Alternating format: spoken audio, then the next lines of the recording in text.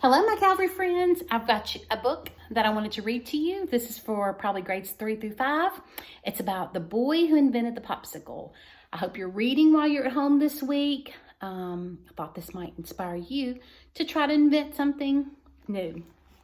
The Boy Who Invented the Popsicle by Renaud and Milan Pavlović.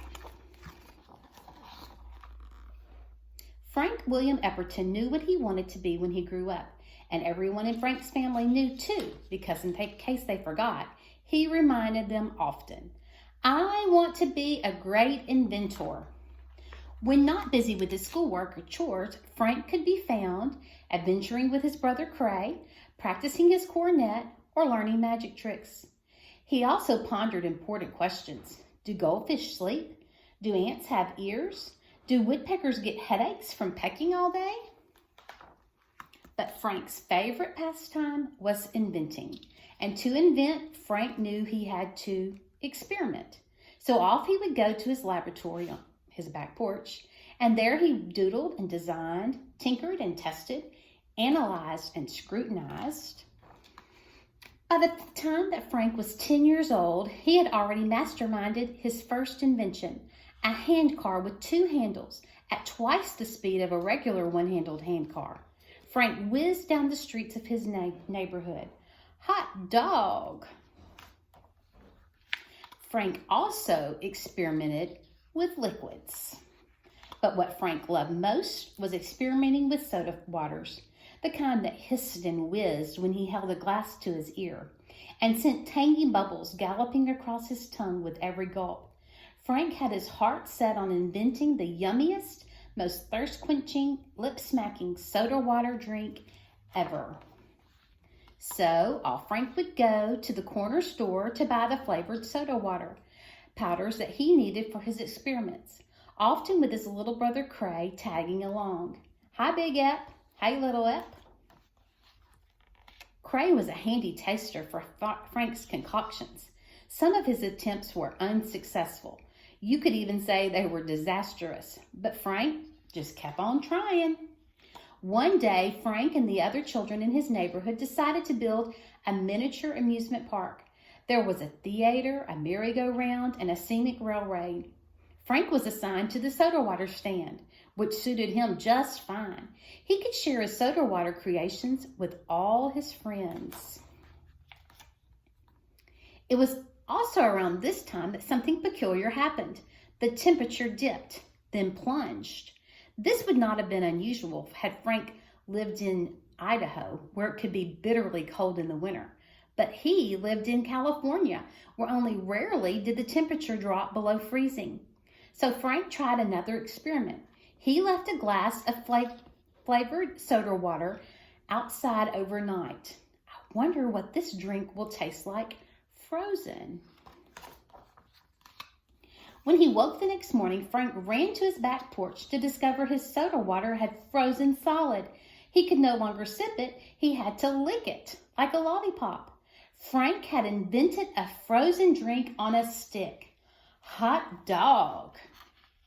As Frank grew older, Frank's invention did not melt from his memory. He just tucked it away in the corner of his mind. And there it stayed while he and his sweetheart, Mary Frances, began raising their gaggle of children. But when Frank noticed more and more people were eating chocolate-covered ice cream bars, off he went to his laboratory, now as a garage, to experiment. Could I make money with my frozen drink invention? What if I used fruit juices instead? Frank found a way to make a variety of his drinks on a stick at the same time, with test tubes to mold them, wooden sticks to hold them, and a cool way to freeze them. Hot dog! For Frank's drinks on a stick to freeze, they had to be cold, very cold, colder than 0 degrees Celsius, which is 32 degrees Fahrenheit, the freezing point of water. Why? Because their ingredients, like sugar and flavoring, lowered their freezing point. So what did Frank do? He built a freezing box that held dozens of test tubes suspended in a miniature of crushed ice and salt. Frank knew that salt lowered the freezing point of water and that salty water froze at a much lower temperature than plain tap water. The salt and ice mixture would be colder than 0 degrees Celsius or 32 degrees Fahrenheit. Frozen drinks on a stick also had to freeze quickly. If they froze too slowly, the sugar and the flavoring, which were heavier than water, settled at the bottom of the test tubes, leaving just flavorless frozen water at the top. Frank wanted his treats to have the same tasty flavor throughout. The salt and the crushed ice mixture surrounding the test tubes was so cold it froze the liquid inside the tubes in minutes. Frozen already? Frank named his invention the Popsicle and began selling it for a nickel at county fairs and beaches. In the evenings, his children helped him roll the nickels that he had earned. Frank had a clever way to encourage shop owners to sell his frozen treats. For several weeks in a row, he sent one of his children into a store to buy an Popsicle. Each week, the shop owner had to tell a different child that Popsicles were not sold in the store. Frank would then visit the store himself and ask the shop owner to stock his treats. Of course, the owner agreed after having so many requests. Frank's children were always keen to sample their father's confections, and with all of them clamoring for their Pop's tasty fabrications, in time, the name of Frank's invention changed to Pop, can we have a sickle? Orange is my favorite. The Popsicle. The end. This was a biography about William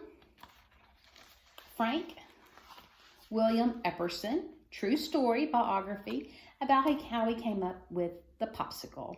Hope you enjoyed it. Keep reading at home, and I hope to see you soon.